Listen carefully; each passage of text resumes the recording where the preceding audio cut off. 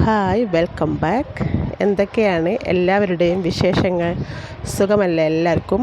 നല്ല ചൂടാണല്ലേ?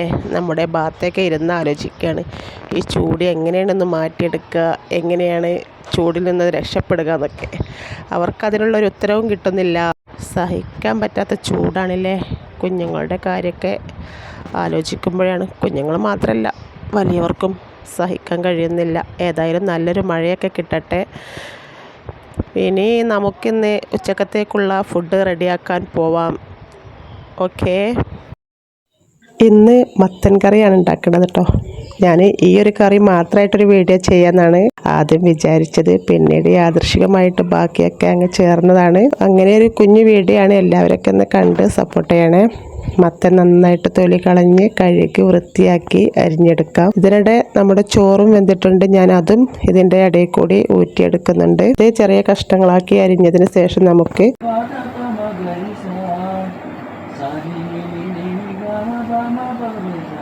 അടുപ്പത്തിൽ ചട്ടി വെച്ചെടുത്തിട്ട് കുറച്ച് വെള്ളം ഒഴിച്ചെടുക്കാം. പിന്നീട് അരിഞ്ഞ മത്തനും ഇട്ടുകൊടുക്കാം. പാകത്തിനുള്ള ഉപ്പും മഞ്ഞൾപ്പൊടി, പച്ചമുളക് ഇതൊക്കെ ചേർത്തതിന് ശേഷം ഒന്ന് അടച്ചു വെച്ച് നന്നായിട്ട് വേവിച്ചെടുക്കാം. ഇനി നമുക്ക് അതിലേക്കുള്ള അരപ്പ് റെഡിയാക്കാം. തേങ്ങയും ചെറിയ ജീരകവും വെളുത്തുള്ളിയും ചേർത്തിട്ടാണ് അരച്ചെടുക്കുന്നത്. ചോറ് ഇവിടെ ഊറ്റി വെച്ചിട്ടുണ്ട്. നമ്മുടെ കറി ഇവിടെ നന്നായിട്ട് തിളച്ച് വന്നിട്ടുണ്ട്. ഇനി ഇതൊന്ന് ചെറുതായിട്ട് ഉടച്ചെടുക്കാം. നമുക്ക് ഈ തവി കൊണ്ട് തന്നെ ഒന്ന് അമർത്തി കൊടുത്താൽ മതി. അപ്പം ചെറുതായിട്ടൊന്ന് ഉടഞ്ഞു വരും. പിന്നീട് നമുക്ക് അരച്ച് വെച്ച തേങ്ങയും ചെറിയ ജീരകവും വെളുത്തുള്ളിയും അരച്ച അരപ്പ് ഇതിലേക്ക് ഒഴിച്ചു കൊടുക്കാം. കുറച്ച് വെള്ളവും കൂടി ചേർത്തിട്ടുണ്ട്. നന്നായിട്ട് ഇളക്കി കൊടുക്കാം. ഇനി ഇതിലേക്ക് താളിച്ചൊഴിക്കാം.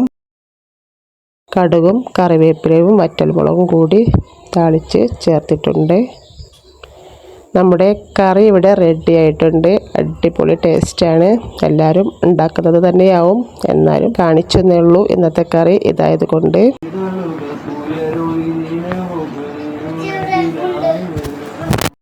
പിന്നീട് കുറച്ച് കാവുത്ത് കിട്ടിയിട്ടുണ്ട്. 2 കളറിലുള്ള കാവുത്താണ്. അത് പലവകയിൽ ഇട്ടാണ് നമ്മൾ വെക്കുന്നത്. പിന്നെ ഇവിടെ കാവുത്ത് എന്നാണ് പറയാട്ടോ.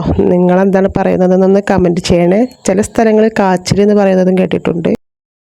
അങ്ങനെ നമ്മുടെ കാവുത്ത് ഇവിടെ റെഡിയായി വന്നിട്ടുണ്ട്. നല്ല ടേസ്റ്റായിരുന്നു. അത് റെഡിയായപ്പോൾ പിന്നെ എല്ലാവരും അപ്പോൾ തന്നെ അത് കഴിച്ചു. അതുകൊണ്ട് ഉച്ചയ്ക്കുള്ള ചോറ് ആരും കഴിച്ചില്ല.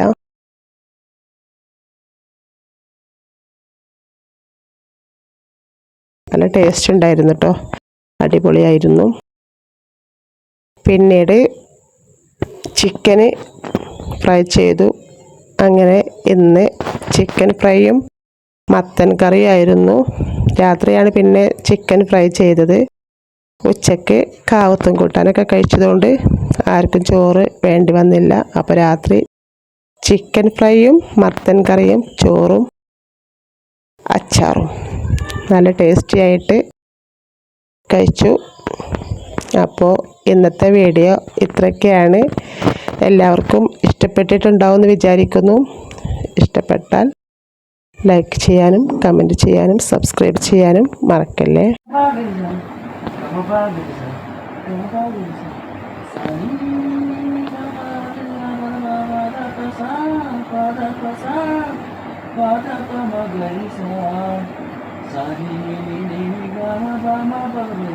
അടുത്തൊരു വീഡിയോ ആയിട്ട് വരുന്നത് വരെ ബൈ ബൈ.